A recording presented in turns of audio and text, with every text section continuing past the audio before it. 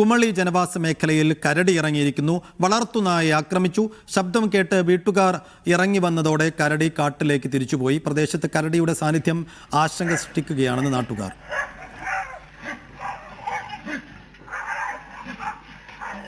മുഹമ്മദ് ആഷിഖ് വിശദാംശങ്ങളുമായി. ആഷിഖ്, അപ്പോൾ ഇത് ആദ്യമായിട്ട് ഇറങ്ങുകയല്ല. എത്ര വലിയ ഭീതിയിലാണ് നാട്ടുകാരുള്ളത്? തീർച്ചയായും വലിയ ഭീതിയിലാണ്.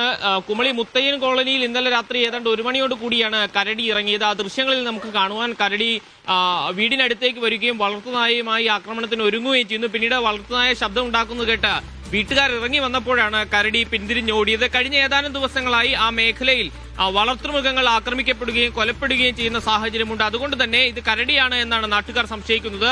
ഈ കരടി ഇങ്ങനെ ജനവാസ മേഖലയ്ക്ക് അടുത്തുകൂടി പ്രത്യേകിച്ച് അപകടമുണ്ട്.